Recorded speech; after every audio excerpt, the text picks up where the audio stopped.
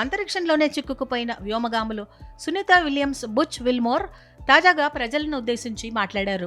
ఈ సందర్భంగా అమెరికాలో త్వరలో జరగనున్న ఎన్నికల గురించి ప్రస్తావించారు. ఆ ఎన్నికల్లో తాము అంతరిక్షం నుంచే ఓటు హక్కు వినియోగించుకుంటామని అన్నారు. బ్యాలెట్ కోసం తమ అభ్యర్థనను కిందకు పంపించామని, తమ విధిని నెరవేర్చుకునేందుకు నాసా సహకరిస్తుందని బుచ్ విల్మోర్ తెలిపారు.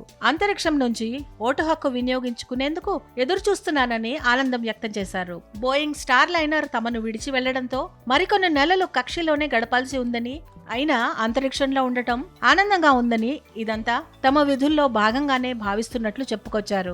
కుటుంబ సభ్యుల్ని మిస్ అవుతున్నప్పటికీ ఇక్కడ ఉండటం వల్ల తమకు ఎలాంటి ఇబ్బంది లేదని విల్మోర్ కామెంట్ చేశారు. బోయింగ్ క్రూ ఫ్లైట్ టెస్ట్ లో భాగంగా నాసా ఈ ఏడాది జూన్లో ప్రయోగాత్మక పరీక్ష చేపట్టింది. 10 రోజుల మిషన్లో భాగంగా భారత సంతతి వ్యోమగామి సునీత విలియం, మరో వ్యోమగామి బుచ్ విల్మోర్ స్టార్ లైనర్లో జూన్ 5వ తేదీన అంతర్జాతీయ అంతరిక్ష కేంద్రానికి చేరుకున్నారు. జూన్ 14న వీరిద్దరూ భూమికి తిరుగు పయనం కావాల్సి ఉండగా స్టార్ లైనర్ వ్యోమనౌకలోని థ్రస్టర్లలో లోపాలు తలెత్తాయి. హీలియం లీకేజ్ కారణంగా సాంకేతిక సమస్యలు ఎదురయ్యాయి.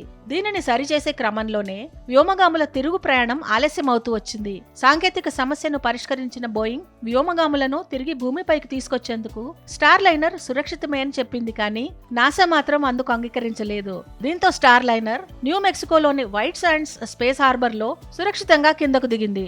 వచ్చే ఏడాది స్పేస్ ఎక్స్ వ్యోమగాముల్ని తీసుకురానుంది.